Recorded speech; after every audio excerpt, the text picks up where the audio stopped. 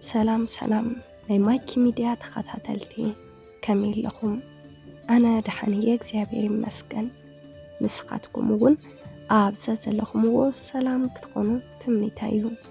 እሞ ናይ ማይኪ ሚድያ ተኸታተልቲ ንሎሚ ሕፅር ዝበለትን ኣዝያ መሳጢትን ኣመና ዓብዪ ምኽሪ ዘድልዮ ዛንታን ናባኹም ሒዘ ቀሪበ ኣለኹ።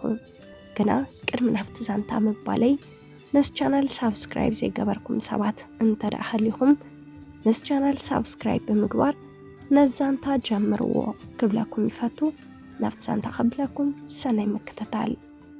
ሹመይ ይተዓቀበለይ ዘለኽዎ ቦታ ግና ሊብያ እዩ።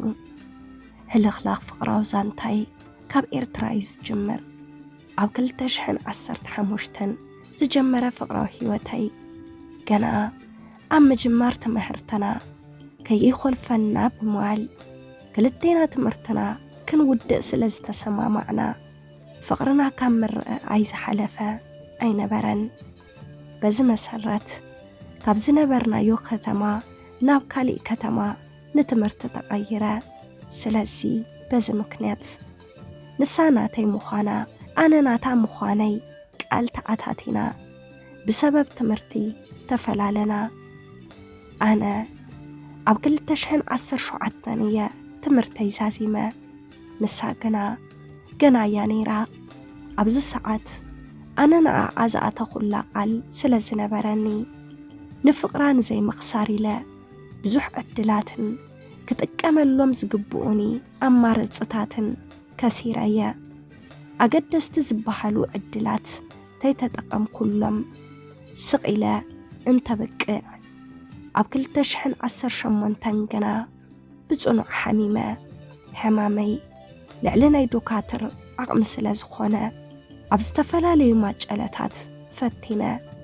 ኣብዚ ግዜ ኩሎም ናተይ ቀረብተይ ዝብሎም ሰባት ኩሎም በብሓደ ርሒቖምኒ።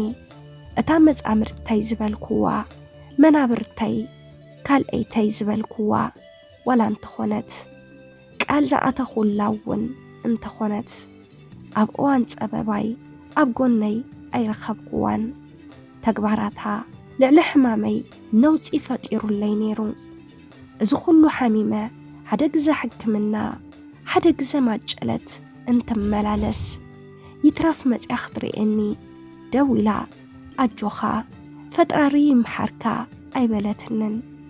ግና ኣነ ብናይ ፈጣሪ ሓገዝ ድሕሪ 3 ዓመት ድሕሪ ብዙሕ ማጨለት ምሕፃብ ድሒነ ናብ ውነይ ምስ ተመለስኩ ንኹሉ ረሲዐ ክረኽባ ወሰንኩ።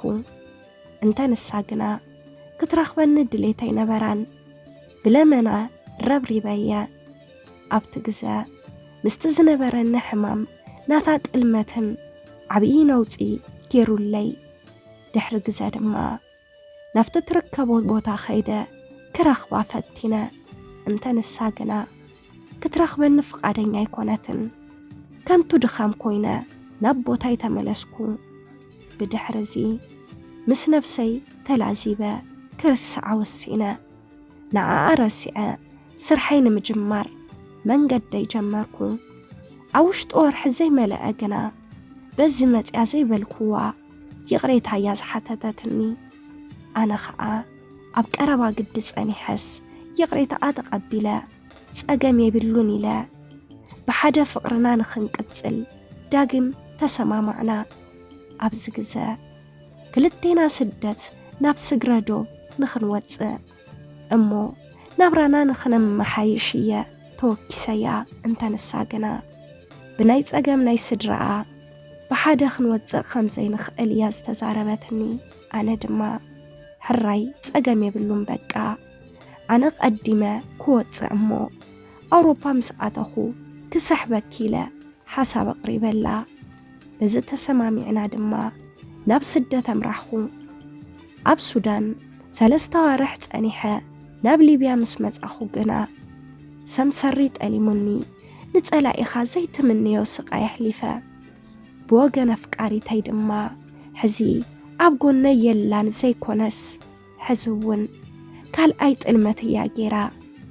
ብሓፂሩ ከም ዝተሓፀየትን نمرأة الشواشب كم زلا يفليتا أنا ون بقى يخون سعداي صنحخي إيسبالكوا واني خيدلو أفكاري تيقنا كابا مروي كتقليك علتن نعا أرسيعة نابراي سقبرلو وان ينافق اللخون أنا أبهيوتا بزوح نجر حقي زيايا انت نساقنا بترقاقامي أبتس أقامي أبقوني كتخون كم زي تخقليا تقلمتها مسكرات اللي حزخاء أني خون فقران تقلمتان إنا تملالسا سلام كالي أني مسلان تقباران كابا أمروي موتا أبيني نايز خلو سعبين كاا أبز ساعات نايز تفلالي والفتات كزو خوين اللخون اتعزيو خبيدو نزلو دما والفي صيوفات بورنن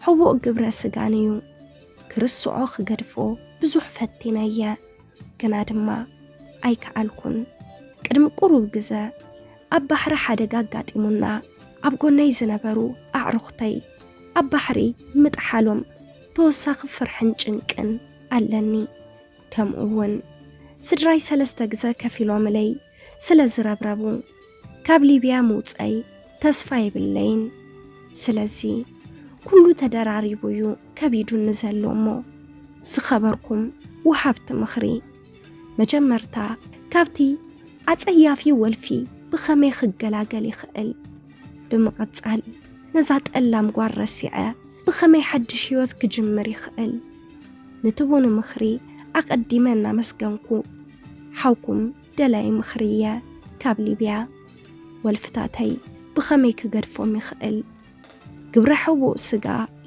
والفخوين النلو كل شاب بعلين معقاب عمل كوين النس بخمي خقرفو يخقل نزاق والكا بخمير الساعة بجاخم نيما كيميديات خطاتلتي تقدسكم حساب رئيتو قدفو لي كم بويا سلام نيما كيميديات خطاتلتي نلومي هزالكم قريبا زنباركو لازم مسل نيرو نزانتا انتدعا فتيخمو حساب رئيتو زوهاب انتدعا حليكم وون أبناي كومنت مصحف بوتا نزحونا حسابكم أبناي كومنت مصحف بوتا قدفلو بمقبصال نز channel سابسكرايب زي قبركم سبات انتدعا حليكم نز channel سابسكرايب بمقبار نتاني دول ملكت بموكا ناي channelنا نيوترو تخطاتلتنا كتخونن اللابو أبز channel زانتاكم كقربالكم التدالي سبات انتدعا حليكم أبز channel زانتاكم نخقربالكم بوشت مسمر كتزرار ونادخليكم بقاتسالي بخالي زانتا بخالي مدب بخالي حساب كسام نراخب كسام موداتا مسانا سلز أناخكم أقدمنا نامسكنا سسنا إنو خلاتنا تشاو